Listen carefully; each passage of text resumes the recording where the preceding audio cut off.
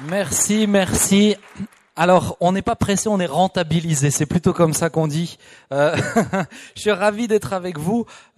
En tout cas, moi, faire la louange, je le dis à Thibaut, moi, ça me dérange pas. Vous savez, j'ai été à la bonne école quand j'ai commencé le ministère. J'étais dans une petite église en Suisse et j'avais un mi-temps où je travaillais avec des personnes âgées handicapées. Et la soirée de jeûne, c'était le vendredi soir. Et j'avais l'après-midi, je devais accompagner des personnes âgées dans des bains chauds, donc ça vous rend amorphe.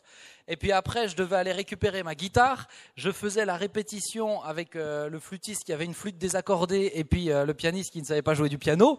On faisait notre répétition, ensuite réunion avec les responsables.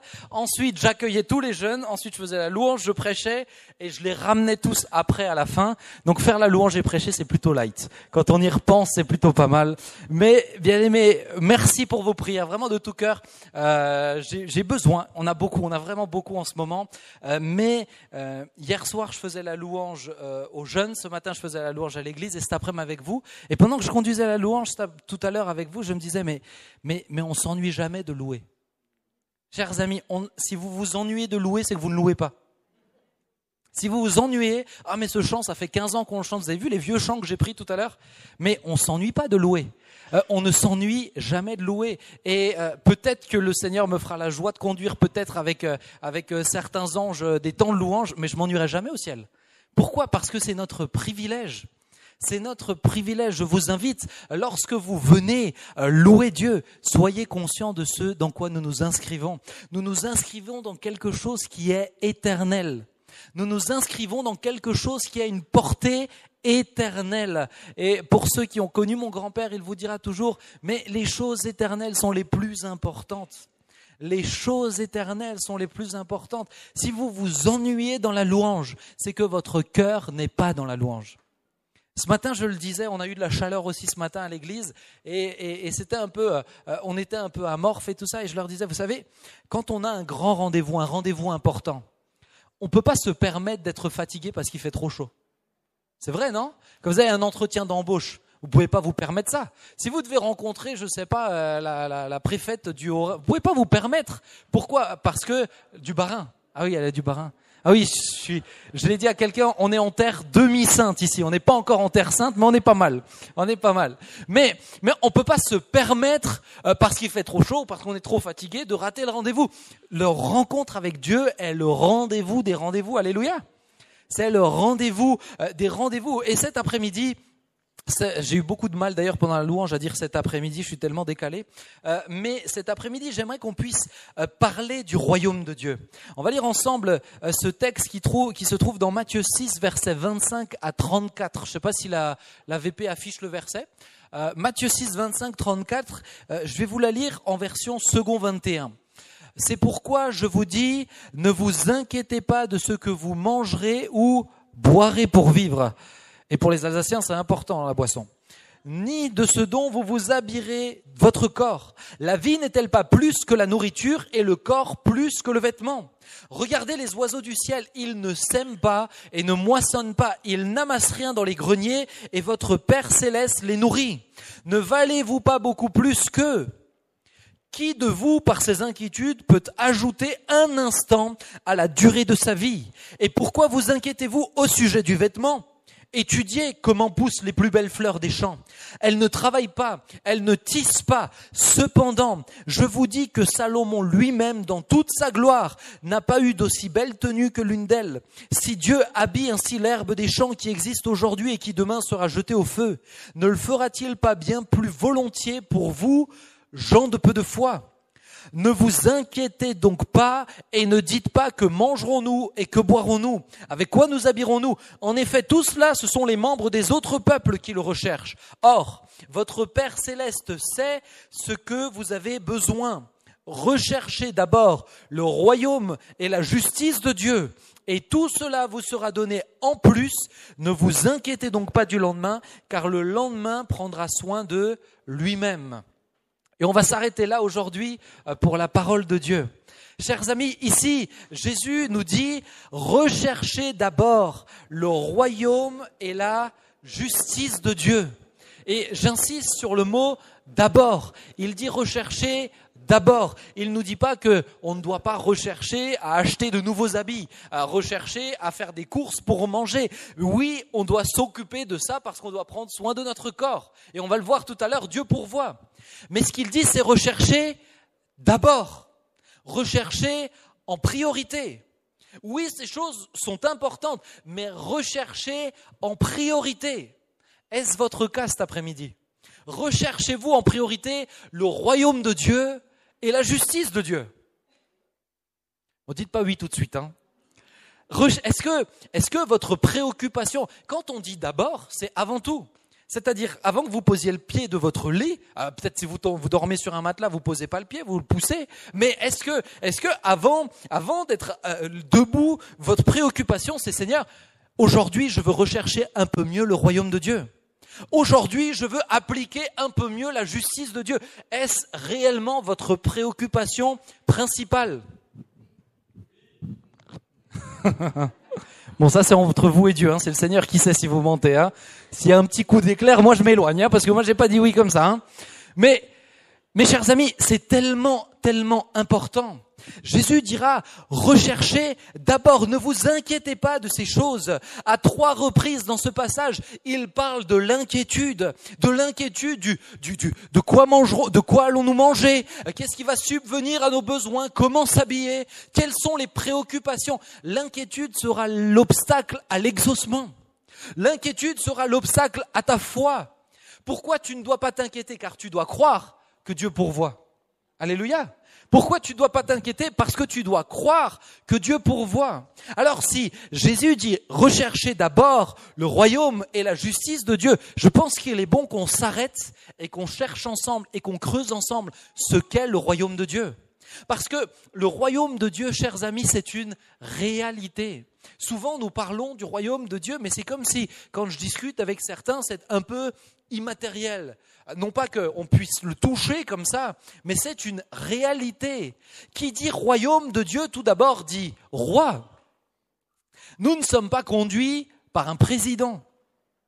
Dans le ciel, je veux dire, Si tu es citoyen du ciel, si tu appartiens au royaume de Dieu, autrement dit, si tu as donné ta vie à Jésus-Christ, la Bible dit que tu appartiens à son royaume. C'est donc lui le roi. C'est lui le roi. Qu'est-ce que je veux dire? S'il n'est pas un président, le royaume de Dieu n'est pas une démocratie. Et pour nous, bons Français qui avons l'habitude de couper la tête au roi, c'est difficile à admettre. Le royaume de Dieu n'est pas une démocratie, il n'y a pas de vote dans le royaume de Dieu. Si Dieu dit va, tu peux pas dire oh non, on est 3 contre toi, Seigneur. Ça ne fonctionne pas ainsi. Mais quand on le met comme ça, on sourit. Mais dans notre manière de vivre, combien de fois on ne considère pas l'autorité du roi? Quand le roi parle, bien aimé, qu'est-ce qu'il fait? Qu'est-ce qu'il fait office de loi dans un royaume? Vous avez le droit de répondre, vous êtes en démocratie. Qu'est-ce qui fait office de loi dans un royaume? La parole du roi. Ce qui fait office de loi, c'est la parole du roi. Quand un roi parle, on l'écoute. Quand un roi dit « c'est ainsi pour mon peuple », on l'écoute. Pour mes sujets, on fera comme ça. On l'écoute. Pourquoi? Parce que sa parole fait office de loi. Mais comment veux-tu suivre et marcher dans le royaume de Dieu? Et je suis content que vous fassiez une série sur la parole de Dieu. Comment veux-tu le faire si tu ne médites jamais la parole de Dieu? C'est impossible de marcher dans un royaume si on ne connaît pas la parole du roi. Impossible. Impossible de prétendre à ses droits, de connaître ses devoirs et ses droits si tu ne connais pas la parole du roi. Ici, vous avez plusieurs centaines de pages qui sont là, des prescriptions pour les citoyens du ciel. Il faut connaître la parole de Dieu. Alors certains disent, oui, mais moi, tiens ma puce, est-ce que tu peux, merci mon amour, alors oui, mais moi j'ai besoin que Dieu me parle personnellement. Mais est-ce que vous imaginez que si tous les sujets d'Angleterre là disaient, mais moi j'ai besoin que le roi Charles, c'est ça, on est chez Charles en ce moment, Charles. Le roi Charles, j'ai besoin que le roi Charles vienne me le dire en personne. Imaginez que ça se passe comme ça. Vous imaginez le temps que ça lui prendrait au gars? Imaginez qu'on lui dirait, mais ça va pas. Ce que le roi dit pour tout le monde, c'est valable pour toi si tu es sujet. Ce que le roi adresse à tous les sujets de l'Angleterre est valable pour toi spécifiquement. Certes, le roi pourrait très bien venir et te parler de personne à personne, mais j'aimerais te dire que la première force, c'est de connaître la Bible. La première force, c'est d'être attaché à la parole de Dieu. On la médite si peu aujourd'hui, on la considère si peu. On prend les versets qui nous arrangent et on les prend comme ils nous arrangent. On entorre le sens, on entorre le sens profond, on le sort du contexte, on se justifie avec ces textes. Mais bien aimé, la parole de Dieu, la Bible nous dit, est oui et amen. Autrement dit, elle est totale, elle est complète, elle est parfaite. Tu ne peux pas marcher dans les réalités spirituelles du royaume de Dieu si tu ne connais pas la parole, si tu ne médites pas la parole. Je serre ta parole contre mon cœur, nous dit la Bible. Je la serre contre mon cœur, je m'y attache. Et j'aimerais vous dire que plus que jamais, nous sommes dans un monde qui vient d'un autre royaume. Mais plus que jamais, les prescriptions de ce royaume sont à l'opposé des prescriptions du royaume de Dieu. Si vous ne les connaissez pas, vous ne pourrez pas vous appuyer dessus. Si vous ne les connaissez pas, vous ne pourrez pas les défendre. Il est impératif que les citoyens de Dieu appartenant au royaume de Dieu connaissent les paroles du roi. Vous aviez le droit de dire amen, mais c'est pas grave. Les anges ont sûrement dit amen, j'en suis sûr. Chers amis, c'est important de comprendre cela. Ça peut sembler être basique, mais comprenez que ce que je vous dis là, c'est une clé spirituelle. Souvent, les chrétiens sont comme des poules sans tête qui courent dans tous les sens, à coup de doctrine, à coup d'influence, à coup d'idéologie, tout simplement parce qu'ils n'ont pas de repères. Ils n'ont pas de repères, ils ne savent pas où orienter la foi, ils ne savent pas où orienter leurs décisions. Pourquoi ? Parce qu'ils ne connaissent pas la parole. Arrête de demander à Dieu ce qu'il a déjà écrit. Est-ce que je peux vous le redire ? Arrête de demander à Dieu ce qu'il a déjà indiqué. Il l'a déjà fait. Je ne dis pas que Dieu ne peut pas te donner des révélations personnelles. Je te dis juste que tu n'as pas le droit de prétendre à des révélations personnelles si tu ne prends pas la peine de méditer ce qu'il a laissé pour tout son peuple. C'est pas juste. C'est pas juste. Tu n'as pas le droit de faire ça.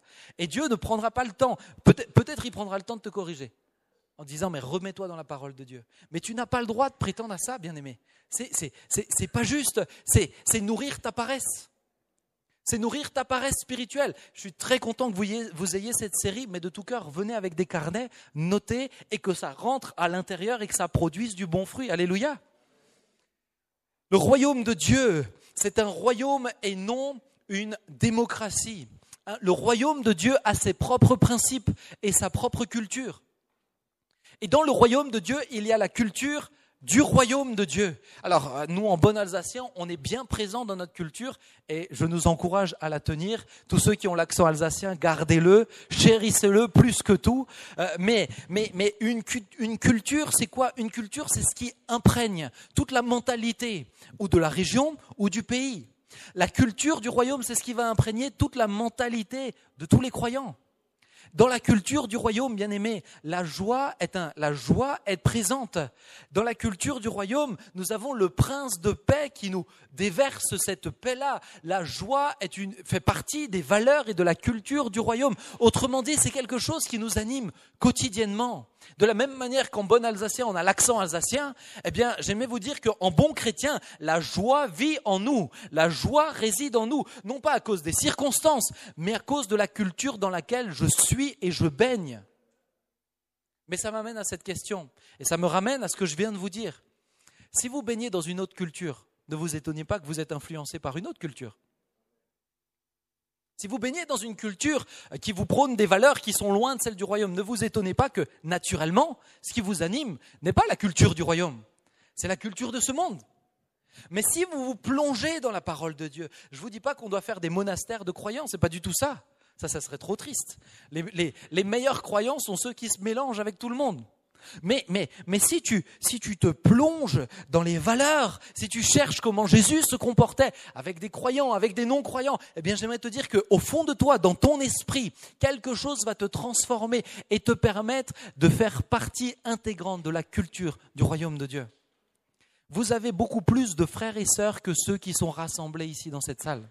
Il y a un mois, on a eu la chance d'aller en Corée du Sud avec mon épouse et ma belle-mère et ma belle-sœur et on a découvert, nous on est fans de l'Asie, on aime l'Asie, mais on a découvert la culture sud-coréenne qui est très différente de l'Alsace. Très différente de la France. L'Alsace c'est un petit peu meilleur parce qu'on a un petit peu de sang allemand quand même. Hein. Mais là, c'est indescriptible. Quand vous êtes français, c'est indescriptible. Pour prendre le métro, vous aviez les gens ou même le bus. Naturellement, ils se mettent tous en ligne, en file indienne, pour attendre chacun son tour pour rentrer dans le bus. C'est pas un amas de personnes. C'est naturellement, et chacun le respecte. Vous aviez une place dans les métros, toujours dans chaque wagon, une place rose. Et c'était pour les femmes enceintes. Et personne ne prenait cette place, même si le train était bondé. Vous aviez 6 places pour les personnes âgées, brunes. Toutes les autres étaient grises. Une rose, 6 brunes, et toutes les autres grises. Personne ne s'asseyait dessus, même si le tram était bondé. Nous, à la rigueur, les meilleurs diront « je m'assieds, s'il y a quelqu'un, je me lève ». Là, par respect, personne ne s'assied dessus, c'est la place des anciens. On laisse la place des anciens. Ah, bien aimé, ça change de culture. Hein. Mais ensuite, on est allé dans une église qui n'a rien à voir avec beaucoup de choses qu'on pourrait voir ici. C'est une église qui a, il y en avait combien 6 ou 8 étages. 6 ou 8 étages. Ils sont entre 60 000 et 80 000. En sous-sol. En sous-sol, plus grande salle de culte au monde, en sous-sol, entre 60 000 et 80 000. Alors là, c'est toute une autre manière de vivre l'église.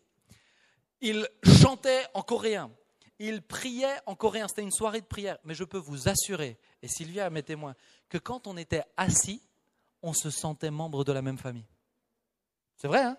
On se sentait membre de la même famille. Quand on s'est salué à la fin, un Coréen qui vous dit bonjour, c'est un demi-Coréen, hein, c'est rare, hein, vraiment. Hein, ça se fait pas trop. Hein, mais on se sentait, on s'est salué, on s'est serré dans les bras, etc. On se sentait membre de la même famille. Pourquoi ? Parce que dans l'esprit, nous avons la même culture. Est-ce que vous comprenez cela ? Dans l'esprit, nous avons la même culture. Et si tu vas au Sénégal, tu vivras une louange complètement différente. Mais avec mes frères sénégalais, dans l'esprit, mes sœurs sénégalaises, dans l'esprit, nous avons la même culture. Il y a les mêmes valeurs. Bien aimé, le royaume de Dieu a sa propre culture et ses propres principes sur lesquels je reviendrai tout à l'heure dessus. Il nous faut rechercher le royaume de Dieu et la justice de Dieu. Il nous faut méditer dessus. Il nous faut aspirer à ces choses-là. Regardez. Vous avez quand vous prenez la notion de royaume, vous devenez sujet ou citoyen du royaume. Vous n'êtes pas membre d'un royaume. Un membre, c'est quelqu'un qui accepte de faire partie d'un groupe pour un temps donné ou qui signe quelque chose, membre d'association, etc. Vous n'êtes pas membre du royaume de Dieu, vous êtes citoyen du royaume de Dieu. Souvent, on dit bienvenue aux membres de l'Église. Techniquement, on ne peut pas être membre de l'Église. On est citoyen du royaume de Dieu. On n'appartient pas à quelque chose où on peut rentrer et sortir. Je ne change pas d'identité comme ça. Je ne change pas de nationalité comme ça, chers amis. Si vous voulez changer de nationalité, bon courage. Il va falloir être motivé. Mais on ne change pas de nationalité comme ça. Je n'ai pas une carte de membre dans le ciel. Quand je viendrai devant Dieu, je ne présenterai pas une carte de membre, je présenterai une carte d'identité céleste. Ah, merci quand même, c'était une super phrase, il faut la noter celle-ci. Il faut que je me la note. Chérie, tu es déjà en train de la noter, c'est ça ? Non, tu es en train d'envoyer des textos, c'est ça ? Hein ? Ah, ok, je voulais pas t'afficher. Hein. Mais elle va me gronder tout à l'heure, je le sens déjà. Chers amis, tu ne présenteras pas une carte de membre, tu es citoyen du royaume, tu présentes ta carte d'identité du ciel. Mais est-ce que nous nous rendons compte de ce que cela signifie d'être citoyen du royaume de Dieu ? Savez-vous que tous les citoyens de tous les pays n'ont pas la même valeur ? Être citoyen du Tadjikistan, ça a moins de valeur qu'être un citoyen suisse. Je dis pas la personne, mais un citoyen du Tadjikistan voyagera bien moins facilement qu'un citoyen suisse. Est-ce que vous savez combien d'énergie, combien de sommes peut être dépensée quand un citoyen français est enlevé dans un pays ? Quand il est enlevé, quand il faut le sauver, il y a une débauche de moyens mise en place. Pourquoi ? Parce que le citoyen a de la valeur. Un citoyen a de la valeur pour un royaume. Et j'aimerais te dire que dans le royaume de Dieu, en tant que citoyen, tu as de la valeur. Mais c'est pas juste une valeur personnelle d'amour. Oui, Dieu est Père, Dieu est ton Père, etc. Et je dis oui, amen à cela. Mais c'est pas le sujet cet après-midi. Tu as de la valeur parce que tu es citoyen d'un royaume. Autrement dit, tu as des droits et tu as des devoirs. Et dans ces droits-là, le royaume se doit de te protéger. Dans ces droits-là, le royaume se doit de prendre soin de toi, de veiller sur toi. Et pourquoi Jésus parle aussi durement? C'est parce que ici, les disciples ne comprennent pas ce que signifie être citoyen du royaume de Dieu. Il dira, ne vous inquiétez pas de ce que vous mangerez et boirez pour vivre, ni de ce dont vous vous habillerez pour le corps. La vie n'est-elle pas plus que la nourriture et le corps plus que les vêtements? Il dira, quand je vais un peu plus loin, il dira, en effet, verset 32, ce sont là les membres des autres peuples qui le recherchent. Or, votre Père céleste sait que vous en avez besoin. Recherchez d'abord le royaume de Dieu et la justice de Dieu, et toutes ces choses vous seront données en plus. Pourquoi Christ parle ainsi? Parce que les disciples ne savent pas ce que c'est que d'être citoyen du royaume de Dieu. C'est une honte pour un bon roi d'avoir des sujets qui meurent de faim dans la rue. C'est une honte pour un bon roi. Un bon roi se soucie de ses sujets. Un bon roi ne laisse pas les gens mourir de faim dans la rue. Donc quand tu as peur de ça, c'est que tu penses que Dieu n'est pas un bon roi. Quand tu crains pour le manger, le boire, le vêtir dans ta vie, c'est que tu penses que Dieu n'est pas un bon roi pour toi. Parce qu'en tant que citoyen, tu devrais savoir avec certitude, Dieu prend soin de moi car je suis l'un de ses sujets. Est-ce que vous comprenez ce que j'essaye de vous partager? Est-ce que les mots sont simples, mais moi ce que je veux c'est que ça rentre dans votre cœur cet après-midi. C'est que ça rentre dans votre âme. Si tu ne vis pas, si tu vis dans l'inquiétude, tu es en train de dire que peut-être Dieu est un mauvais roi pour toi. Parce que peut-être il ne prendra pas pleinement soin de toi. Bien-aimés, nous nous inscrivons dans des réalités de royaume. En tant que citoyen, tu as des droits. Et dans ces droits-là, Jésus fait la promesse, il le dit, ça fait partie des textes de loi du ciel. Tu peux avoir la certitude que jamais tu ne manqueras de manger, de boire et de vêtir. Alors je fais une parenthèse, il ne dit pas que tous les jours tu mangeras du caviar ou des huîtres et tout ça. Il ne dit pas que le boire ça sera du Hermès et tout ça. Il dit que jamais tu ne manqueras de manger, de boire et de vêtir. Le problème, c'est que, ah oui, mais Seigneur, tu ne m'as pas donné la Ferrari rouge, du coup, tu ne pourvois pas à mes besoins.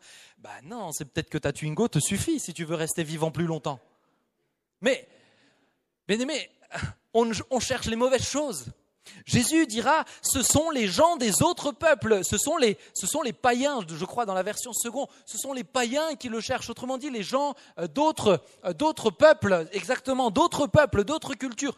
Pourquoi ? Parce qu'eux n'appartiennent pas au royaume dans lequel vous êtes. Eux n'ont pas ces promesses-là. Eux, leur objectif, oui, c'est de s'en sortir avec l'argent. Oui, c'est de bien manger, bien boire et bien se vêtir. Pourquoi ? Parce qu'ils sont attachés aux choses de cette terre. Mais en tant que citoyens, nous avons une perspective beaucoup plus grande. En tant que citoyens, nous voyons les choses invisibles. Nous nous accrochons aux choses que nous ne voyons pas. Bien-aimés, en tant que citoyens, nous ne courons pas. Si ta vie, c'est d'avoir une grosse maison, tu n'es pas membre du royaume ou tu es un membre perdu. Tu es un membre qui t'est trompé. Si ta vie, c'est il faut que j'ai suffisamment pour vraiment bien manger, bien boire, mettre ma famille à l'abri, tu te trompes. Parce que souvent, c'est même pas que tourner pour nous, c'est je veux mettre ma famille à l'abri, etc. J'aimerais te dire, la Bible nous dit, ne t'inquiète pas de ces choses-là. Ne t'inquiète pas. Vous savez, Seigneur, quand j'ai commencé le ministère, ça va faire bientôt 10 ans que je suis à plein temps. Et quand j'ai commencé, le Seigneur m'avait fait cette promesse. Il m'a dit, tant que tu me sers, je pourvoirai à tous les besoins de ta famille. Tant que tu me sers, je pourvoirai à tous les besoins de ta famille. Et Dieu m'est témoin que je le sers, je fais ce que je peux pour le servir de tout mon cœur. Mais je vous assure que je ne consacre pas mon temps à avoir une grosse maison, à avoir beaucoup de courses à la maison. Dieu m'est témoin, Sylvia m'est témoin, ceux qui me voient tous les jours savent que la plupart de mon temps, je le consacre pour le royaume de Dieu. Pourquoi ? Parce que la promesse est la suivante. Tant que je le sers, il pourvoira à tous les besoins. Je ne sacrifie pas ma famille. Je prends soin de mes enfants, je fais mon maximum pour avoir des temps de qualité avec eux. Mais on n'est pas les plus pauvres, hein. Rassurez-vous, hein, je ne cherche pas à être larmoyant, c'est pas ça. Mais on a tout ce dont on a besoin. Juste ce qu'il faut, pas trop pour grossir, pas trop pour maigrir. Juste ce qu'il faut. Mais bien aimé, c'est juste ce qu'il faut. La maison, Dieu nous a fait la grâce de pouvoir acquérir une maison parce que tous les deux, Sylvia travaille aussi pour l'instant, mais cette maison, c'est juste ce qu'il faut. Ah, il n'y a pas la piscine pour l'été, il n'y a pas le sauna pour l'hiver, il n'y a pas tout ça. Mais c'est juste ce qu'il faut, c'est juste bien. Est-ce que vous comprenez? La véritable foi, ce n'est pas de dire « Seigneur, je crois que tu vas me le demander ». La Bible dit t'as même pas, c'est pas « Seigneur, s'il te plaît, donne-le-moi ». La véritable foi, c'est pas ça. La véritable foi, c'est de croire que Dieu te le donne. La véritable foi, c'est pas de… Quand il dit « Mais pourquoi vous inquiétez-vous, gens de peu de foi ?» Autrement dit, prier pour ton manger, ton boire et ton vêtir, dans le royaume de Dieu, c'est le minimum du minimum du minimum de foi. C'est pas grandiloquent. Dans le royaume de Dieu, c'est pas grandiloquent. C'est le minimum du minimum du minimum de foi. Il dit, et Jésus dira, ne valez-vous pas beaucoup plus que les oiseaux? Vous avez déjà vu des oiseaux? Comparez-vous à des oiseaux quand même. Moi, dans mon jardin, il parle des plantes, il parle des fleurs et des oiseaux. Dans mon jardin, j'ai les deux. J'ai les fleurs et les oiseaux. Alors, je suis un contemplatif. Moi, j'aime voir la beauté d'une rose. C'est extraordinaire. En plus, c'est la bonne période. Mais quand vous regardez ça, franchement, pour ceux qui ont vu, enfin, vous avez tous vu des roses, je suppose, en fait. Mais quand vous regardez ces fleurs, mais ce sont des tableaux vivants. C'est extraordinaire, les plantes c'est magnifique, les couleurs, les mélanges, la pureté, la création. Mais le lendemain, ça fane. Tout ça, juste pour nous ébahir. Mais à combien plus forte raison Dieu prendra soin de toi? Quand vous regardez les petits moineaux, à combien plus forte? Est-ce que vous avez l'impression qu'ils souffrent?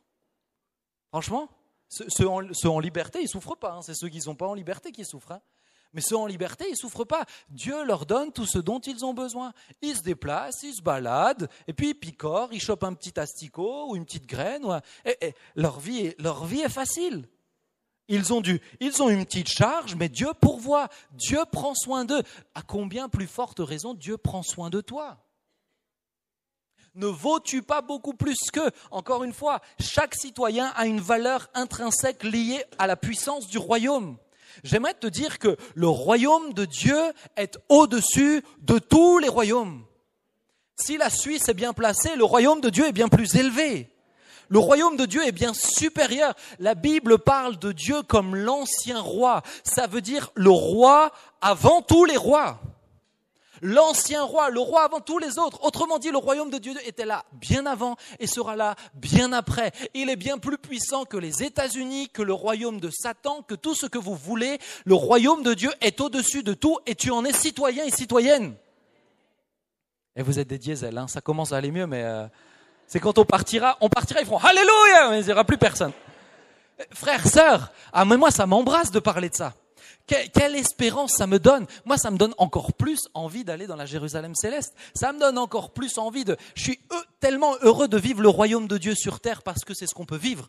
Mais quelle grâce de pouvoir partir un jour. De voir tout cela. C'est extraordinaire, frères et sœurs. Bien-aimés, quand nous sommes sur terre, nous sommes appelés à être ambassadeurs du royaume. Ambassadeur du royaume. Ambassadeur du royaume, c'est-à-dire que tu représentes le royaume. C'est-à-dire que tu manifestes le royaume. Quand un ambassadeur se déplace, quel que soit le pays dans lequel il est, il représente le pays qu'il a envoyé. Tant que tu es sur terre, tu représentes le pays, le royaume qui t'a envoyé. Alors, est-ce qu'autour de toi, les gens connaissent et reconnaissent que tu es un ambassadeur du royaume de Dieu? Est-ce que tes collègues de travail sont conscients qu'à côté d'eux, ils ont monsieur ou madame l'ambassadeur ou l'ambassadrice? Est-ce qu'ils en sont conscients? C'est un privilège normalement. Mais est-ce que tu le démontres? Pour le démontrer, il faut connaître les lois du royaume. Comment tu peux parler des lois si toi-même tu les lis jamais? Quand tu le démontres, ça se voit. Qu'est-ce que le royaume de Dieu? Je vais donner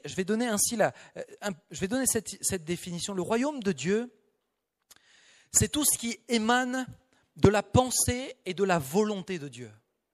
Le royaume de Dieu, c'est tout ce qui émane de la pensée et de la volonté de Dieu. Tout ce qui émane de la pensée et de la volonté de Dieu, c'est tout ce qui appartient à Dieu. Et tout ce qui appartient à Dieu, c'est son royaume. Quand vous avez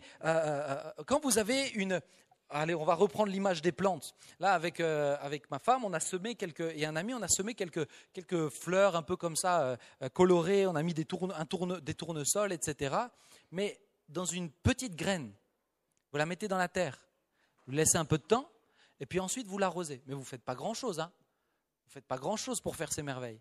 Mais dans une petite graine, et là, elle commence à monter de plus en plus, mes tournesols, ils commencent à monter de plus en plus. Mais en fait, dans cette petite graine, vous avez toute la puissance de vie du tournesol. Dans un tout petit truc, vous avez la puissance de vie, vous avez la beauté, vous avez les couleurs, vous avez la capacité, le tournesol s'oriente à la vue du soleil. Vous avez cette capacité-là qui est dans une toute petite graine. Le royaume de Dieu, la Bible nous dit, ne flatte pas les yeux. Il ne flatte pas les yeux, il n'attire pas. Mais c'est quand tu le plantes que alors vous avez tout le potentiel qui en sort et qui en jaillit dans votre vie. Il ne flatte pas, il ne vient pas à coup de grande puissance d'abord. Il ne fait pas tout ça d'abord. D'abord, il est semé, et puis il nous transforme, et puis ensuite, il émane de nous. Le royaume de Dieu, c'est toute la pensée et la volonté de Dieu dans votre vie et pour les autres. Je vous redonne cette définition. Qu'est-ce que c'est le royaume de Dieu sur terre? C'est la pensée et la volonté de Dieu dans votre vie et pour ceux qui vous entourent. Quelle est la pensée de Dieu, la volonté de Dieu pour ta vie et pour ceux qui vous entourent? C'est ça, marcher dans les réalités du royaume. C'est ça, marcher dans les préceptes du royaume. Et quand vous marchez ainsi, je vous assure que vous marchez dans d'autres réalités. Pourquoi ? Parce qu'il y a des réalités spirituelles. Il y a des réalités qui sont spirituelles et il y a des réalités qui sont du royaume de Dieu. Jésus nous enseigne à rechercher le royaume et la justice. Pourquoi ? Parce que lorsque nous faisons la volonté de Dieu, la justice de Dieu, c'est quoi ? C'est chercher à faire sa volonté. Lorsque nous cherchons à faire sa volonté, eh bien, nous nous inscrivons dans une réalité. Nous avons beaucoup de liberté. Si maintenant, mon grand-père avait pour habitude de dire, la Bible, c'est le code de la route du ciel. Vous l'avez déjà entendu, pour ceux qui l'ont connu, il disait ça souvent. La Bible, c'est le code de la route avec son bon accent alsacien, j'allais dire son vieil accent, pauvre. Mais la Bible, c'est le code de la route du ciel. Quand vous appliquez le code de la route, vous n'avez pas besoin de craindre quelque chose normalement. Si votre voiture est en règle, si vos papiers sont en règle, si vous roulez en règle. Bon, après, des fois, ils sont un peu vicieux quand même. Hein, des fois, ils nous piègent. Hein. Mais si vous êtes en règle, vous n'avez rien besoin de craindre. Vous pouvez aller où vous voulez. Comprenez ? Le code de la route ne t'oblige pas à aller dans une direction. Tu peux aller où tu veux si tu es en règle. Eh bien, dans le royaume de Dieu, quand tu recherches la justice de Dieu, eh bien, tu t'inscris dans cette réalité. Seigneur, je peux réclamer mes droits. Je peux réclamer mes droits. Et j'aimerais vous dire que souvent, lorsque nous venons devant Dieu, nous venons, et souvent dans nos milieux évangéliques, je vais le dire quand même, nous venons de manière assez émotionnelle. Quand on a des gros besoins, on vient de manière assez émotionnelle. On a peur de ne pas avoir de quoi manger, de quoi boire. Et je ne dis pas que ce n'est pas difficile, je le comprends et on l'a vécu dans certaines périodes avec Sylvia. Mais on vient de manière émotionnelle, on cherche Dieu par les émotions. J'aimerais te dire qu'un citoyen ne réclame pas ses droits de manière émotionnelle. Est-ce que quand tu demandes des aides à la CAF, est-ce que tu es émotionnel ?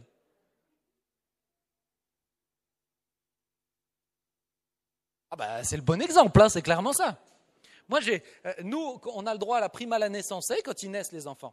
Quand ils naissent, prime à la naissance, mais le jour où il naît, le petit, est-ce que vous croyez vraiment que je suis allé, j'ai toqué à la CAF, bonjour madame, monsieur, écoutez, vous voyez mon petit qui vient de naître, là, je suis... Et puis, je crois vraiment que vous pourriez vraiment me donner cet argent, je sais que vous en êtes capable, je crois de tout mon cœur. Vous croyez vraiment que j'ai fait ça ?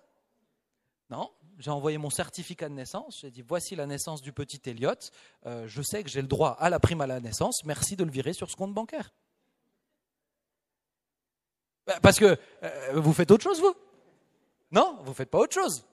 Ça peut être prime à la naissance, ça peut être prime d'activité, on peut mettre toutes les primes que vous voulez. Hein. Mais bien aimé, vous ne faites pas autre chose. Quand vous savez que vous avez des droits, vous n'êtes pas émotionnel. Pourquoi cherchons-nous Dieu et venons-nous devant Dieu que par nos émotions ? Parce qu'on ne sait pas à quel point la valeur d'un citoyen quand il s'adresse à Dieu. Quand tu t'adresses à Dieu, Tu n'es pas un mendiant devant Dieu, tu es un citoyen qui a audience avec le roi. Quand je prie, je ne suis pas un simple mendiant, je suis un citoyen qui a audience auprès du roi. Et je sais qu'il entend ma requête et je sais que si elle est dans mon bon droit, il y répondra. Il y a quelques années de cela, j'étais avec Sylvia. Non, j'étais en camp, je servais dans un camp d'ados. Et Sylvia était très loin, elle était en Suisse et moi j'étais à plusieurs centaines de kilomètres au milieu de la France. Et Sylvia avait le petit Elliot, justement mon deuxième. Et il venait de naître, je ne sais plus combien de mois il avait, un ou 2 mois, un truc comme ça. Et en fait, il avait beaucoup de fièvre. Et moi j'étais à distance et vous savez, une des réalités spirituelles, c'est qu'il y a des enjeux spirituels. Si le royaume de Dieu existe, si les anges existent, les démons existent aussi. Et avec des années de ministère, je peux vous assurer que quand vous servez Dieu, il y a des enjeux spirituels.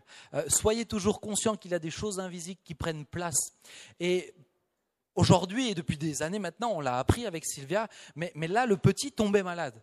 Et souvent, c'est quand je me déplace moi pour servir Dieu que des choses se passent à la maison. Et là, elle me dit, elle est en Suisse, le petit a de la fièvre. Bon, un petit qui a de la fièvre, ça arrive, hein, peut-être qu'il a fait un peu ses dents, etc. On prie, etc. Je me dis, ça va passer. Ça passe pas. La température monte jusqu'à, je crois, il était à 40 degrés et il restait sur du 40 degrés plusieurs jours comme ça. C'est quand même très dangereux pour un nourrisson de rester trop haut. Elle va aux urgences, il lui donne des antibiotiques, rien. La nuit est terrible, la température monte, elle retourne à l'hôpital, il ne se passe rien. Le petit est au plus mal. Et à un moment donné, je suis dans le camp, elle m'appelle et je dis, bon, maintenant il faut que j'ai une audience avec le roi. C'est plus juste une simple prière, maintenant il me faut une audience. Donc j'ai dit à ceux qui étaient avec moi, ce midi je ne mange pas, je vous laisse manger, je me mets à part dans ma chambre. Et quand j'ai fermé la porte de ma chambre, c'était plus ma chambre, c'était la salle du trône. Pourquoi ? Ce que je vous dis là, ce n'est pas une question de ressenti, c'est une question de je sais que je suis dans la salle du trône devant Dieu dans mon esprit. Et quand je ferme la porte de cette chambre, je ne suis plus dans la chambre, je suis en train de dire Seigneur, maintenant j'ai audience devant toi. Je ne quitterai pas cette salle tant que tu ne me dis pas que mon petit sera guéri. Et j'étais devant le Seigneur et j'ai prié, j'ai cherché, j'ai insisté, j'ai réclamé. Je lui ai dit, Seigneur, tu m'as promis que tant que je partirai, tu prendrais soin de lui. Dieu aime que tu lui rappelles les choses, pas qu'il perde la mémoire, mais il aime voir que tu lui fais confiance. Quand je lui ai rappelé à un moment donné, Dieu me dit, maintenant c'est bon, tu peux t'arrêter, je m'occupe de lui. Sylvia, mes témoins, je l'ai appelé. J'ai dit, chérie, le Seigneur m'a dit que c'est bon. À partir de ce moment-là, il a commencé à manger. À partir de ce moment-là, il a commencé à boire. Il ne buvait plus. Et en quelques jours, la température était complètement partie. Pourquoi ? Parce qu'on vient réclamer nos droits. Vous comprenez ? Mais tu ne peux pas réclamer tes droits si tu n'accomplis pas tes devoirs. Un citoyen a des droits et des devoirs. Tu ne peux pas réclamer tes droits si tu n'accomplis pas tes devoirs. Tu ne peux pas réclamer tes droits si tu ne cherches pas à vivre la justice de Dieu dans ta vie. C'est pas possible. C'est pas possible. Un citoyen de seconde zone, c'est quelqu'un qui fera ce qu'il veut et qui, quand il a besoin de se plaindre, il ira se plaindre. Mais mon ami, tu ne peux pas faire ça. Est-ce que vous pensez vraiment, un cambrioleur en France, un cambrioleur qui se fait cambrioler, vous croyez vraiment qu'il va à la police ? Franchement.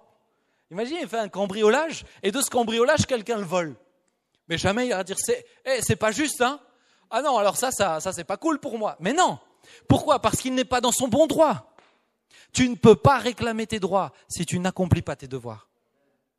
Ce que je vous dis là, bien aimé, c'est tellement important pour vos exaucements de prière. Parce que Dieu écoute vos prières, mais il regarde votre vie.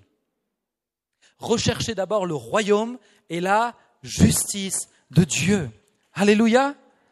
Est-ce que vous me permettez d'avancer un petit peu ? Dans les réalités du royaume spirituel, il y a également, je l'ai dit, une présence angélique.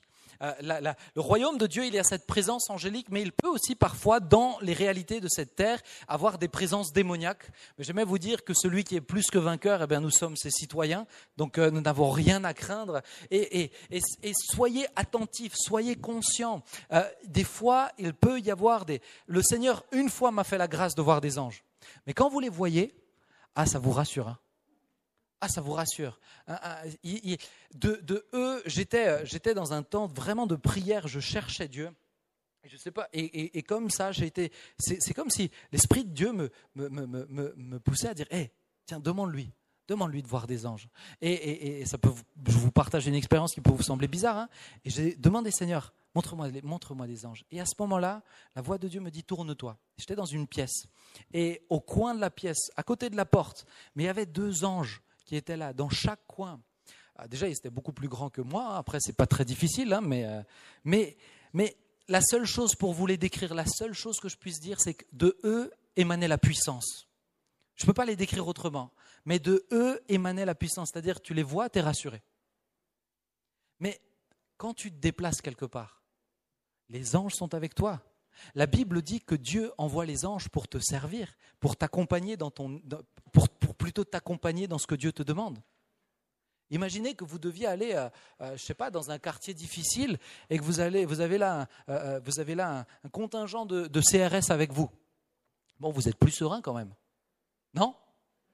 Certains ne sont pas sûrs. Dis donc, vous avez confiance dans les forces de l'ordre, hein, bravo. Non, mais imaginez, mais peu importe peu importe où foule ton pied, les anges sont avec toi. N'oublie jamais que tu n'as rien à craindre.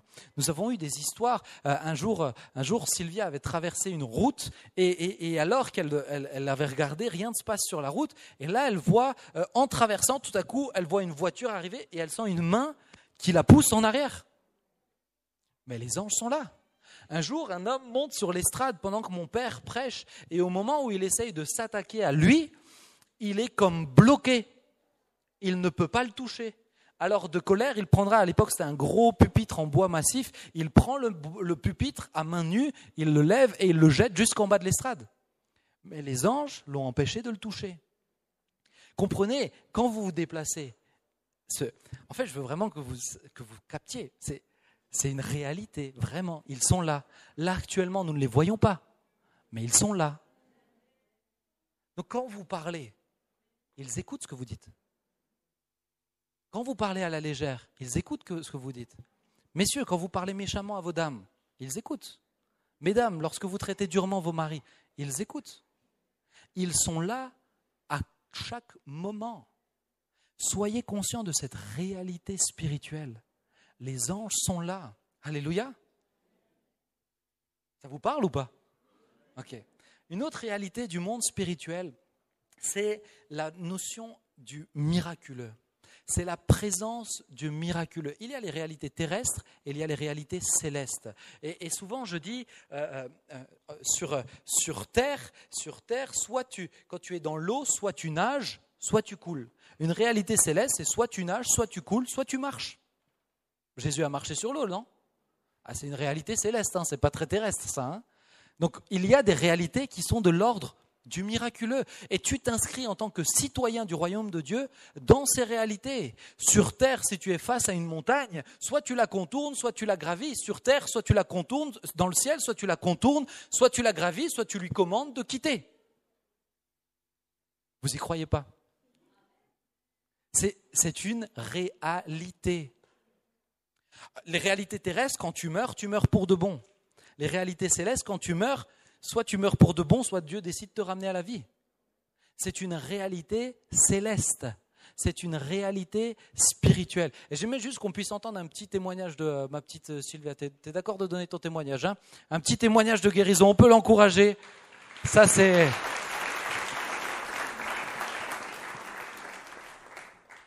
Bonsoir. Je n'ai pas l'habitude de parler, ça me fait bizarre. Ok. Alors, à l'âge de 9 ans, j'ai eu une pneumonie. Elle était tellement grave que j'ai failli rester. J'étais à l'hôpital pendant 1 semaine. Ensuite, Dieu m'a guérie, mais sauf que les médecins ils m'ont dit que je vais avoir de l'asthme toute ma vie. Et du coup, voilà, j'ai vécu avec l'asthme. Voilà, juste tout me déclenchait des crises. J'avais toujours ma ventoline sur moi. Juste des fois d'être couchée, le poids de mon corps me déclenchait des crises. Vraiment, rien me déclenchait des crises. Je ne pouvais pas monter les escaliers. Et puis, c'était vraiment difficile. Benjamin, pendant ce temps-là, il aimait beaucoup m'effrayer, donc ça me déclenchait des crises très fortes. Enfin, voilà. Donc, j'ai vécu comme ça jusqu'à l'âge de 21 ans. Et un jour, on arrive au culte, on était en retard. Et puis là, il y avait une parole de connaissance qui dit tu as de l'asthme depuis tant d'années et puis maintenant je vais te guérir. Et à ce moment-là, j'inspire, comme je n'ai jamais inspiré, mes poumons se sont ouverts.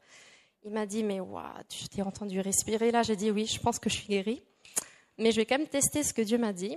Et je suis allée courir, je suis allée faire des choses que je ne pouvais jamais faire. Et puis voilà, Dieu m'a guérie.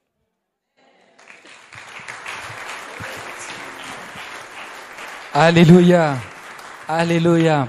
Quand je vous dis qu'il y a des réalités du miracle, c'est un miracle qu'elles prennent la parole publiquement. Je vous assure. Je vous assure. Mais merci chérie de donner ce témoignage. Vous savez, moi j'étais à côté d'elle et au moment où cette parole est là, j'entends juste, je suis convaincu que c'est pour elle. Je tends mon oreille, j'entends juste un et à ce moment-là, regardez, elle a mis sa foi en action. Elle a laissé sa ventoline. Elle est partie courir. Elle montait les escaliers. Elle les descendait. Elle n'a plus jamais eu aucune crise d'asthme. Totalement. Pourquoi ? Parce que dans le royaume de Dieu, il y a les réalités du miraculeux. Et quand il y a des réalités du miraculeux, ça veut dire aussi qu'au travers d'une parole de connaissance, Dieu peut s'adresser à quelqu'un pour toi. Laissez-moi juste vous le dire. Quand il y a des paroles de connaissance, tenez-vous. Vous êtes toujours et encore dans la salle du trône. C'est pas un moment de pause. C'est pas parce qu'il s'adresse pas à vous que c'est pas Dieu qui est en train de parler. Bien aimé, c'est un moment saint. On écoute, on se tient avec respect. Souvent, on commence à souffler, discuter, ou des fois encore pire, sortir son téléphone. Mais j'aimerais vous dire, il y a là une réalité spirituelle. Et ne vous attendez pas à ce que Dieu vous parle individuellement dans ces moments-là, si vous ne respectez pas quand il parle à d'autres. C'est un moment saint. C'est un moment important. Et à ce moment-là, Dieu peut déclencher la guérison. À ce moment-là, je suis embêté, je ne peux même plus l'effrayer comme ça. Enfin, je peux toujours l'effrayer, mais après, ça partait en crise d'asthme, etc. C'était quand même embêtant, c'est vrai. Mais bien aimé, il y a cette puissance qui est à votre portée. Je ne dis pas que parce qu'elle est là, alors la guérison, les miracles sont un droit. Non. C'est une possibilité. Il y a des faux enseignements qui disent que la guérison, forcément, on doit être guéri dans le royaume de Dieu. Non. Sur terre, on ne lit pas ça. Par contre, c'est une possibilité qu'on a le droit de demander à Dieu. On dit, Seigneur, on te fait confiance, on croit que tu en es capable. On se soumettra à ta volonté. Mais la Bible nous dit de prier pour les malades. Et tout à l'heure, on priera aussi et on fera l'onction d'huile pour les malades parce que nous croyons à cette puissance et cette réalité spirituelle. Amen. Amen. Je conclus ce soir en vous parlant des principes spirituels. Il y a les réalités spirituelles, mais il y a des principes. Et ces principes, je ne pourrais pas tous les énumérer, je veux juste vous en donner 2, peut-être 3. Mais les principes sont les manières dont vous devez vous comporter pour que la puissance et les réalités spirituelles s'appliquent dans vos vies. Le premier principe du royaume de Dieu sur terre, c'est la foi. Or, sans la foi, il est impossible d'être agréable à Dieu.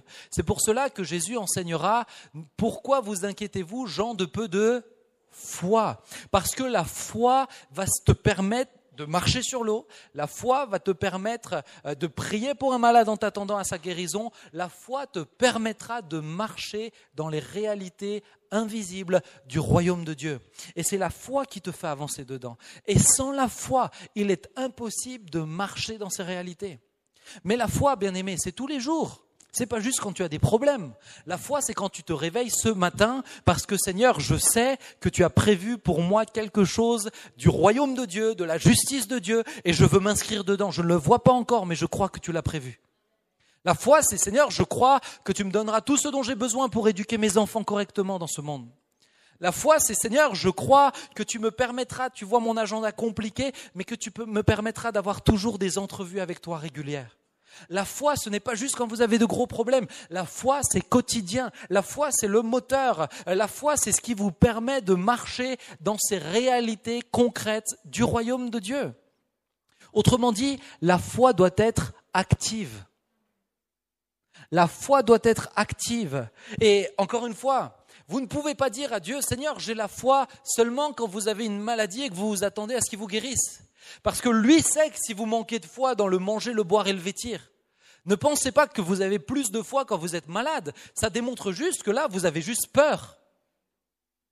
Mais la foi, elle est au quotidien. La foi, elle se prouve dans le quotidien. Je peux vous assurer que mon grand-père ou mon père, c'est tous les jours, quand mon grand-père, je le regardais, ou mon père, je le regarde, que je vois leur foi. Ils parlent avec foi, ils écoutent avec foi, ils réfléchissent avec foi, ils se projettent avec foi, ils prennent des décisions par la foi, ils prient par la foi. Mais tout ce qu'ils font, le moteur, c'est la foi. Donc le jour où il y a de grands problèmes, oui, la foi est là, mais la foi était déjà là avant. La foi la foi ne vient pas à coup de baguette magique comme ça, la foi grandit. Le principe spirituel qui dit que sans la foi, tu ne peux pas marcher dans les réalités du royaume de Dieu. Ce ne sont pas tes émotions, ce n'est pas ta connaissance, c'est ta foi. C'est ta foi. Alors, ce soir, commence à grandir dans ta foi. Ta foi grandit de ce que tu entends de la parole de Dieu.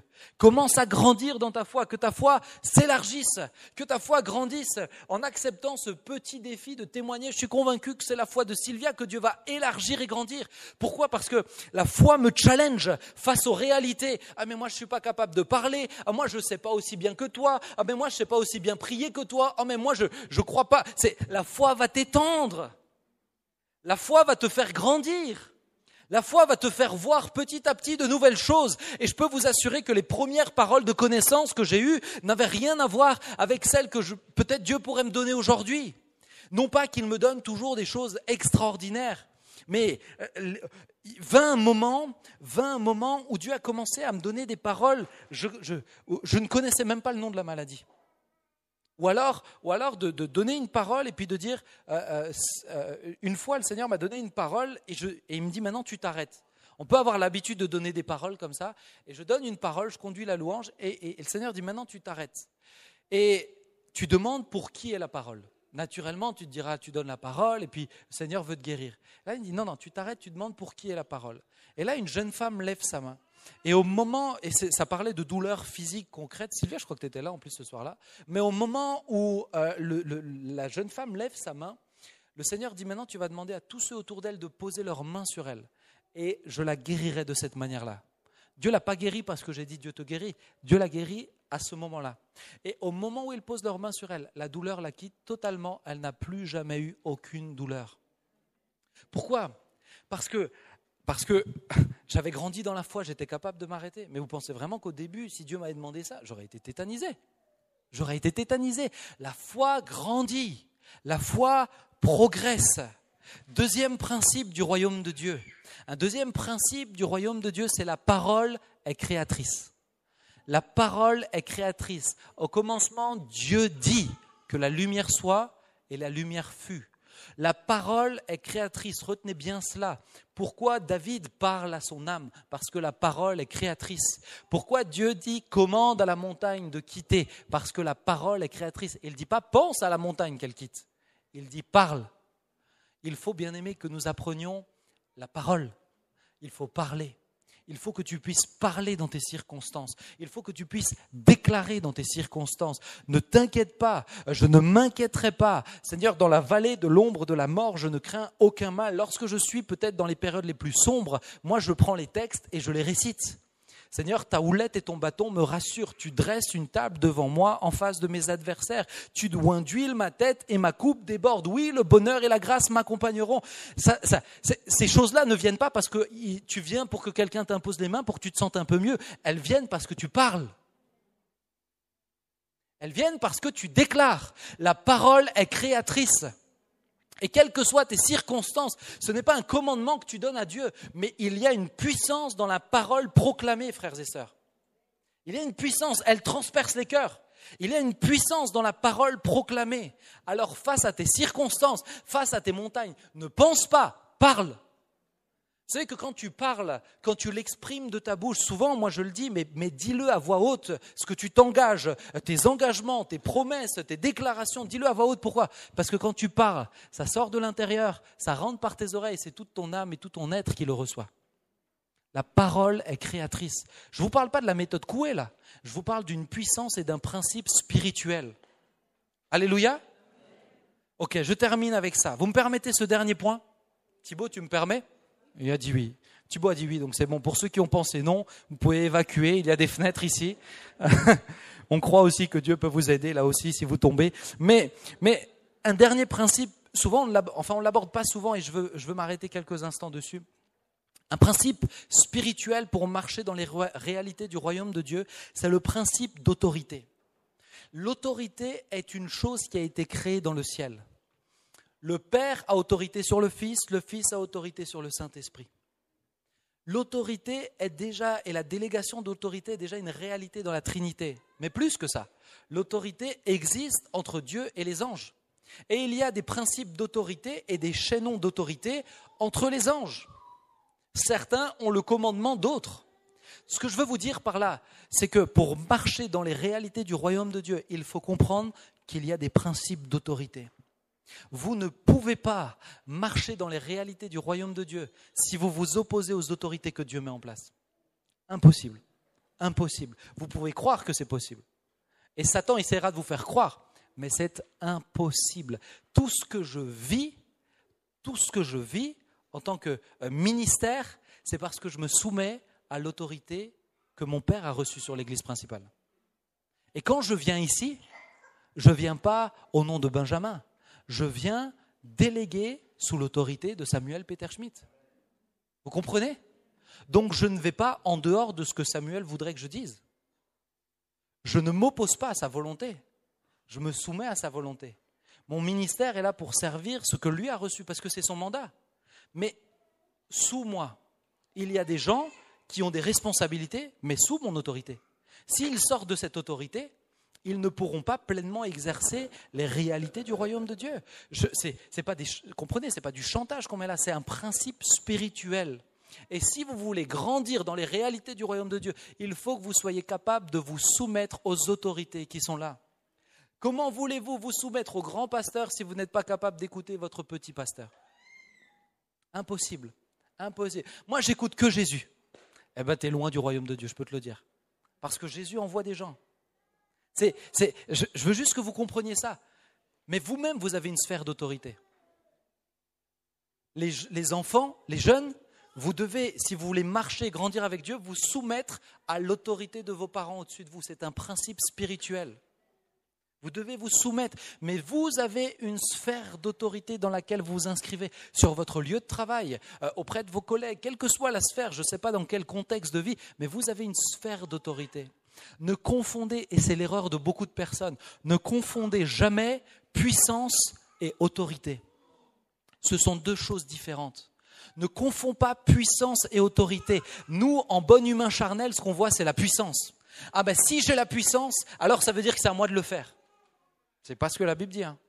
C'est pas parce que tu as la puissance que tu as reçu le mandat maintenant pour le faire. C'est pas parce que tu as la puissance. Il y a des putschs dans les églises parce que certains pensent qu'ils sont capables de mieux faire. Mais c'est pas parce que tu es capable de mieux faire que Dieu t'a demandé à toi maintenant ici. Vous comprenez? Jésus lui-même comprendra cela. Regardez-le face à Jean-Baptiste. Il se soumettra à son autorité. Tout d'abord, pourquoi Jean-Baptiste a l'autorité sur Jésus? Parce que déjà, il est, alors c'est pas beaucoup, je vous l'accorde, mais il est 6 mois plus vieux. Mais dans la culture juive, ça a un sens. Il est plus ancien, il a une autorité sur lui. Et en plus de ça, Jean-Baptiste a été envoyé pour aplanir le chemin. Donc quand Jésus vient se présenter pour être baptisé par Jean-Baptiste, que se passe-t-il? Jésus voit Jean-Baptiste, il voit l'autorité. Jean-Baptiste, lui, voit Jésus, il voit la puissance. Alors Jean-Baptiste, lui, voit la puissance, il dit non mais c'est pas à moi de te baptiser, au minimum c'est à toi de me baptiser. Et Jésus dit laisse faire ce qui est juste. Il se soumettra à l'autorité de Jean-Baptiste. Et en se soumettant à l'autorité de Jean-Baptiste, que se passe-t-il? Toute autorité sur terre, je parle dans les réalités du royaume, est déléguée. Je confie une responsabilité à quelqu'un, je lui donne un mandat sous mon autorité, elle est déléguée. Le seul moment où il peut y avoir un transfert d'autorité, c'est Dieu lui-même qui le fait. Regardez chez Jean-Baptiste. Jésus sort de l'eau. Le ciel s'ouvre. Une colombe descend et une voix se fait entendre. Celui-ci est mon fils bien-aimé en qui j'ai mis toute mon affection. Jésus est attesté.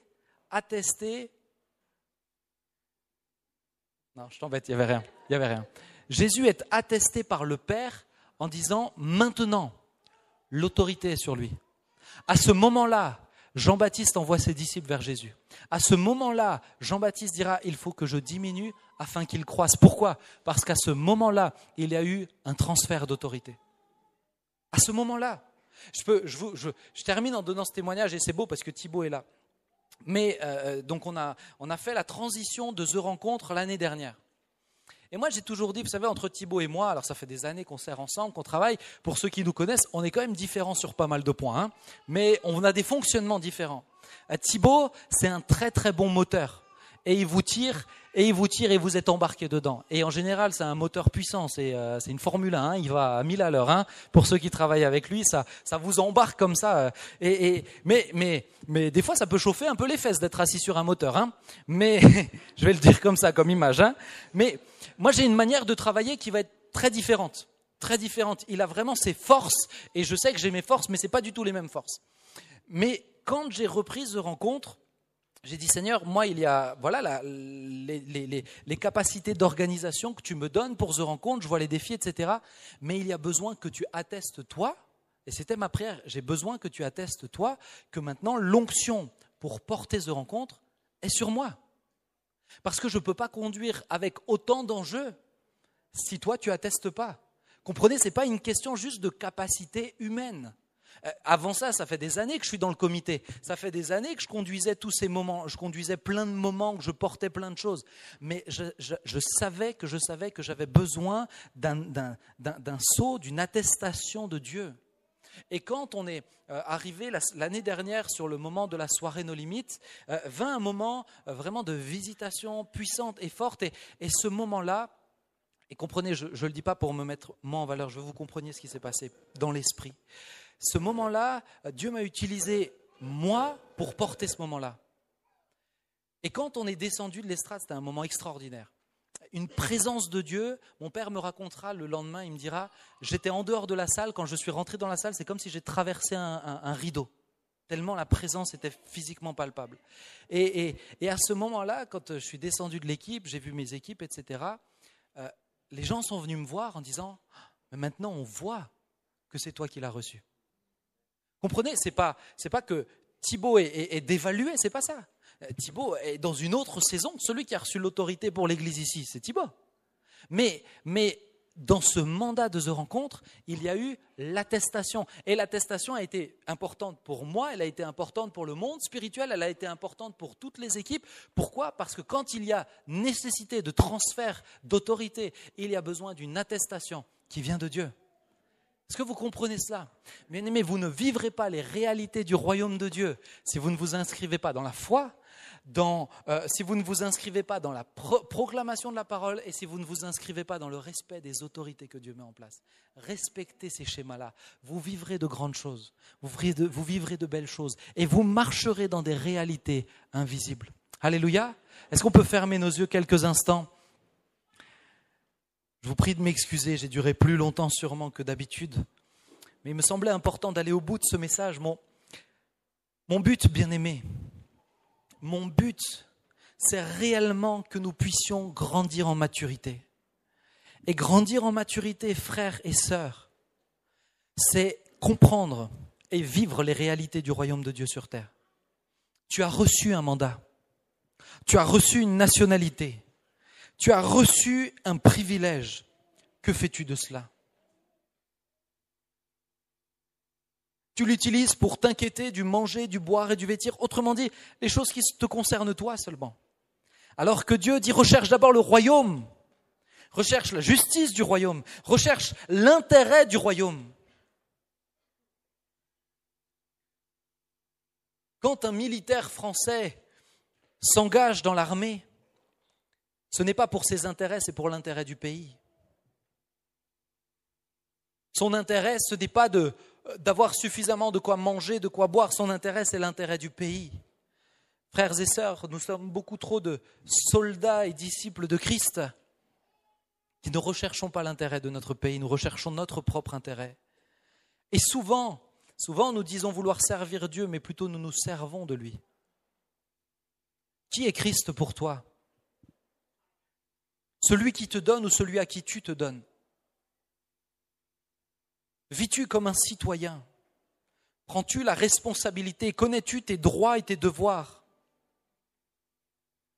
Tu ne peux pas grandir en maturité si tu ne fais que réclamer des droits sans respecter les devoirs que Dieu t'a confiés.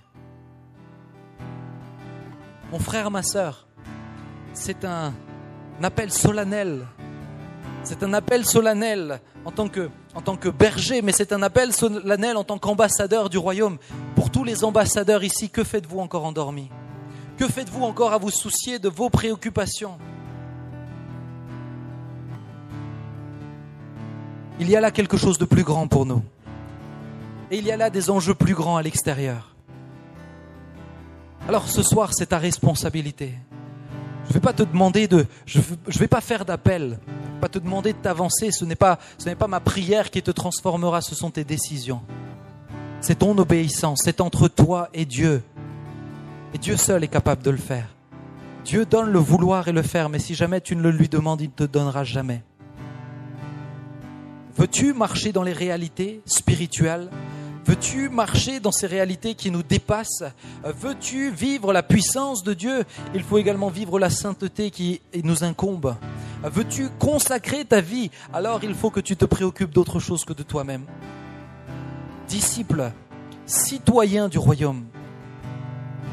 Oh Seigneur, je prie Seigneur, comme le serviteur d'Élisée, ouvre les yeux de tous mes bien-aimés pour qu'ils prennent conscience du royaume de Dieu, non pas comme une belle valeur, non pas comme une belle punchline, mais comme une réalité physique et concrète dans laquelle nous sommes appelés à marcher et nous inscrire.